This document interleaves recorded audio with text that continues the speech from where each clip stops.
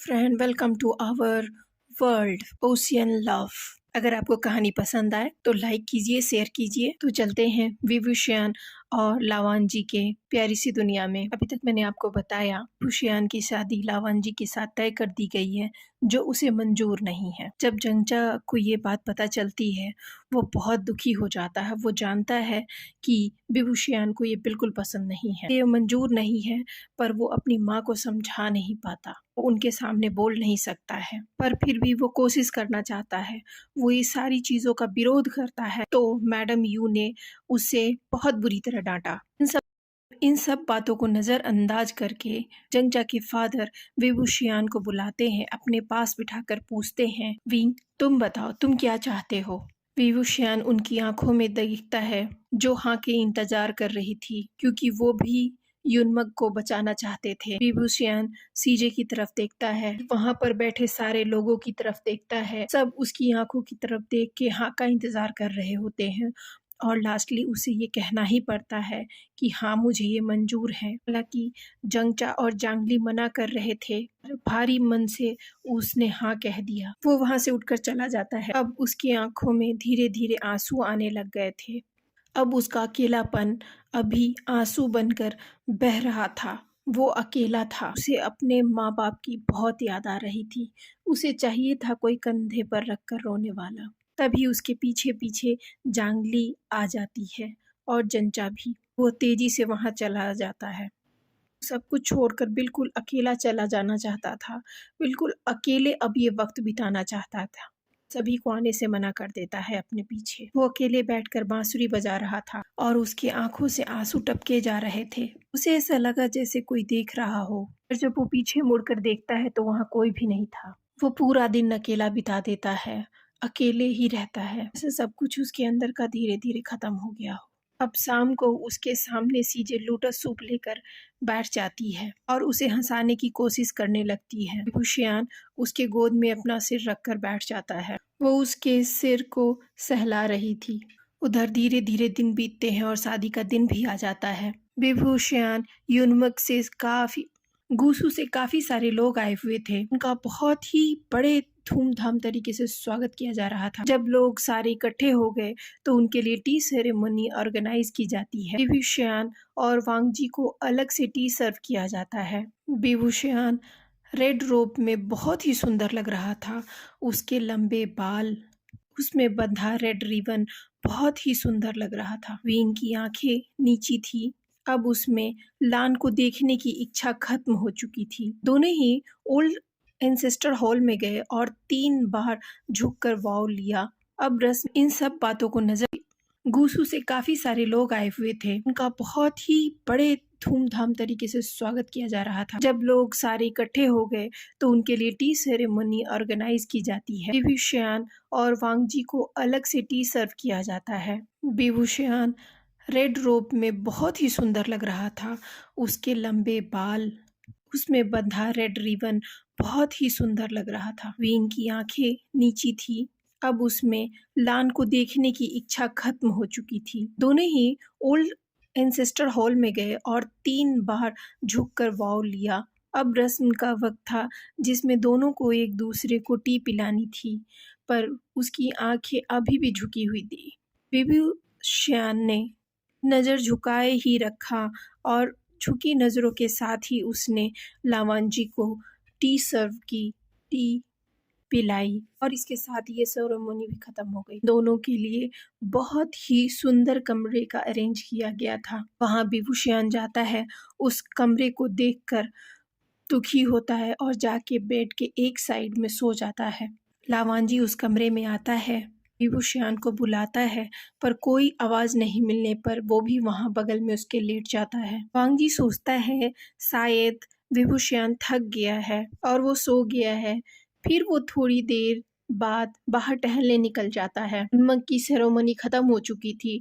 अब उन लोगों की बारी गुसु वापस जाने की थी। विभूषण का युनमक में आखिरी दिन था। अब वो सबको हक करता है, सबसे मिलता है, और गुसु के लिए रवाना हो जाता है। अगले दिन सभी लोग गुशु में थे। फिर वो रस्म दोहराई जाती है। टी सेरेमनी होती है। दोनों ही इंसेस्टर हॉल में वॉव लेते हैं। ब्यूशियान को अब जिंगसी में ले जाया जाता है। ब्यूशियान ने जब जिंगसी में कदम रखा तो वो देखता ही रह गया। जिंगसी जितनी बड़ी थी उतनी ही सुंदर थी और उतना ही साफ सुथरा था। इधर वो अपने कमरे को याद करने लगता है जो बहुत ही बुरी तरह फैला होता है। अभी बेहोशियान की नज़र साइड में पड़ती है जहाँ दो रैबिट का घर होता है और दोनों वहाँ खेल रहे होते हैं। वो तुरंत ही आकर के बेहोशियान के हाथों में चढ़ जाते हैं और उनके आजू बाजू घुसने लगते हैं, उसके साथ खेलने लगते हैं जैसे वो उसे वहाँ पर वेलकम करने आए हों। पूरा एक दिन बीत गया था। विंग ने कुछ नहीं खाया था। उसे गुस्सू में कुछ भी अच्छा नहीं लग रहा था सिवाय ये दोनों रैबिट। वो उनके साथ ही वक्त बिता रहा था क्योंकि और कुछ नहीं था उसके पास। गुसू का फूड भी उसे पसंद नहीं आता। जब वांग जी को इसका एहसास होता है कि विंग ने कोई खाना नहीं खाया, कुछ नहीं खाया, वो उसके लिए अलग से फूड लेकर आता है। कहता है विंग इसे खा लो। वो उसके सामने रख देता है। विंग देखता है ये स्पेशली स्पाइसी फूड है। ये तो वही थे जो उसे पसंद थे। विंग वांग जी की तरफ बिना देखे उसे खाने लगता है। उसके बाद जब उसका खाना खत्म हो जाता है वो रैबिट वापस से उसके पास आ जाते हैं और खेलते खेलते वो उसकी गोद में ही सो जाते हैं। विंग अब रैबिट को उसकी गोद में सुला देता है। विंग अब रैबिट को उसके नेट में सुला देता है और जाके वो सो जाता है। जब लावांजी जिंगसी में आता है तो देखता है विभूषण सो चुका था। वो उसके पास आता है, उसे ध्यान से देखने लगता है और कहता है कि देर में वांगजी सो जाता है। जब उसे एहसास होता है वांगजी सो चुका है तो विभूषण उठकर बैठ जब विभूषण को ऐसा लगता है वांगजी सो चुका है तो वो उठकर बैठ जाता है और सोचने लगता है मैं तुम्हें मिलना चाहता था, देखना चाहता था, पर आज मैं तुम्हें हेट करता हूँ। पर मेरे मन में एक सवाल है, आज तुमने मेरे पास आने की कोशिश क्यों नहीं की? आज तो हमारा हनीमून था। या मेरी तरह तुम भी मैन को पसंद नहीं करते? अगर ऐसा है तो तुमने मना क्यों नहीं किया शादी करने के लिए? मैं तो मजबूर था पर तुम नहीं। तुम तो यहाँ के राजकुमार हो ना। तुम्हें तो कोई भी खूबसूरत लड़की मिल सकती थी, पर तुमने मैं मुझसे शादी करने के लिए हाँ क्यों कहा? तुम्हारे पास तो ऑप्शन भी था। मैं तुमसे नफरत करता हूँ। अब तो विंग का यही रोज का तरीका हो गया था जीने का। वो सुबह ही उठकर कहीं चला जाता और रात को लान से आने से पहले आकर सो जाता। कई दिन बीत गए थे, उनकी आपस में कोई बात भी नहीं हुई थी। लान चाहे अपनी ड्यूटी सारी खत्म करके जब भी आता उसे सोया हुआ ही देखता। उसे समझ नहीं आता वो कैसे उससे बात करे। भी न्यूज़ आती है कि वैन के सेनापति ने युनमक पर हमला कर दिया। एक क्लाइन वाले इकट्ठे होते हैं और उनका युद्ध का सामना करने के लिए तैयार होते हैं। क्या क्लैन, जिन क्लैन, युनमक सारे लोग इकट्ठे हो जाते हैं। पांचों क्लैन मिलकर उसका विरोध करते हैं। सभी लोग युद्ध में शामिल होते हैं। सभी लोग उन लोगों का विरोध करते हैं, पर इस युद्ध में विंग ऐसे युद्ध कर रहा था जैसे वो जीना नहीं चाह रहा होता। सभी शक्तिशाली योद्धा से अकेले युद्ध कर रहा था वो, जैसे कि वो जीना नहीं चाहता था। खुद सारी मुसीबतों के बीच में जा रहा था। ऐसा लग रहा था जैसे वो शादी का बदला इन वैन लोगों से ले रहा हो। पर जब भी वो मुसीबत में होता वांगजी उसे बचा लेता। वो उसके आगे आके खड़ा हो जाता। तभी वेन सेनापति वेन चाउ ने वेन पर हमला किया। तभी वेन सेनापति वेन चाउ ने लान पर हमला कर दिया। विंग बीच में आ जाता है। वो उसे रोकने के बजाय वेन सेनापति का हमला वो अपने ऊपर ले लेता है। वार को यूज करने के बजाय वो खुद ही उसके बीच में खड़ा हो जाता है। अब लावांजी को इतना गुस्सा आता है वो एक ही वार में वेन सेनापति को खत्म कर देता है और विंग को अपने बाजुओं में उठाकर उसे इलाज कराने के लिए भागता है बिना किसी की परवाह किए हुए। युद्ध तो वो लोग जीत जाते हैं पर विंग को 15 दिनों तक होश नहीं आता। वांजी विंग को देखे जा रहा था और उसकी आंखों से आंसू बंद ही नहीं हो रहे थे। वो सुबह से शाम तक उसका इलाज करता। सीचेन जब उसे देखने आता, लावांजी तुम थोड़ा आराम कर लो, विंग को मैं देख लेता हूँ। वो उसे कुछ नहीं कहता और सर नीचे कर लेता। ब्रदर ये क्या हो गया? लान के मुंह से ये वर्ड सुनकर उसके भाई का भी बुरा हाल हो जाता। उसे समझ नहीं आ रहा था वो लावांजी को किस तरह समझाए। बस कहता है तुम चिंता मत करो, सब ठीक हो जाएगा। लावांजी पूछता है ब्रदर उसने ऐसा क्यों किया? मैं उसे कैसे ठीक करूं? पर उसके सवालों का जवाब तो उसके पास भी नहीं था। दोनों भाई मिलकर उसे स्पिरिचुअल एनर्जी प्रोवाइड करते थे। ब्रदर के जाने के बाद वांगजी उसे अपने हाथों में ले लेता है और उसके माथे पर सॉफ्ट किस करता है और उसके वॉन्ड की ड्रेसिंग करने लगता है। लावांजी सोचता है उसका लवर आज उसकी बाहों में है, पर फिर भी उससे वो काफी दूर है।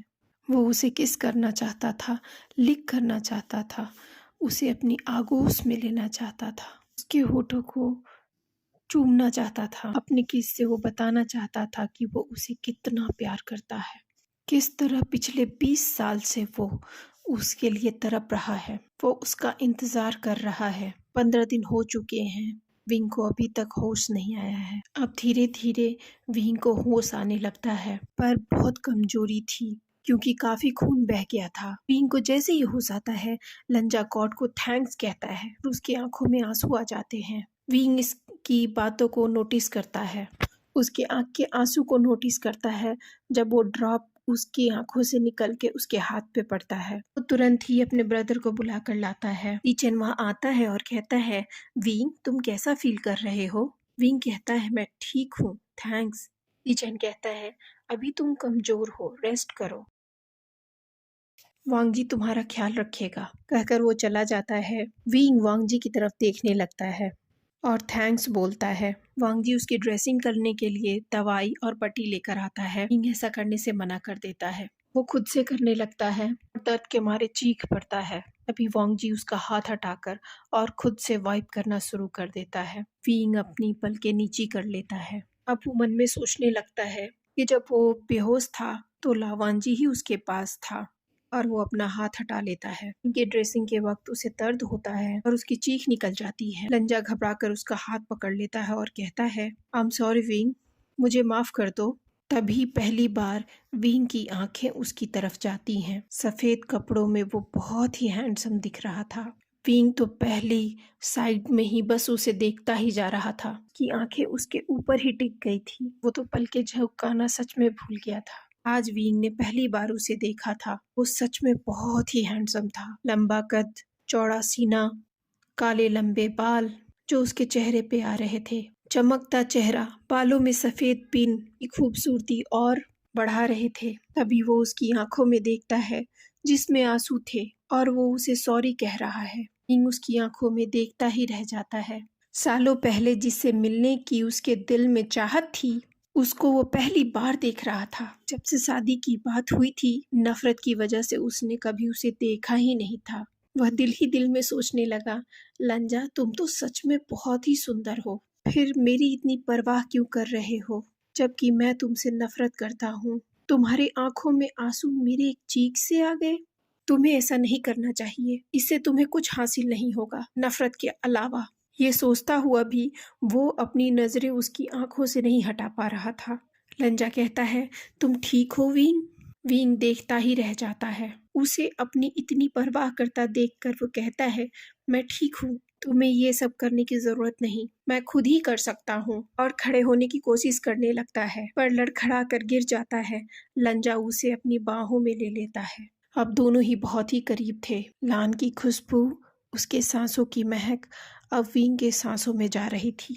दोनों की आंखें एक दूसरे से टकरा जाती हैं। दोनों एक दूसरे को देखते ही रह जाते हैं। लान सोचता है, विंग जल्दी से खड़े हो जाओ, जल्दी से खड़े हो जाओ प्लीज, इससे पहले कि मेरे सब्र का बांध टूट जाए। प्लीज खड़े हो जाओ, इससे पहले कि मैं किस कर लूं तुम्हें, प्लीज खड़े हो जाओ। उसकी निगाहें उसके होठों पर होती है। इधर विंग सोचता है, तुम अगर मेरी इतनी परवाह करोगे तो मैं कहीं कहीं मैं तुम्हारे प्यार में न पड़ जाऊं।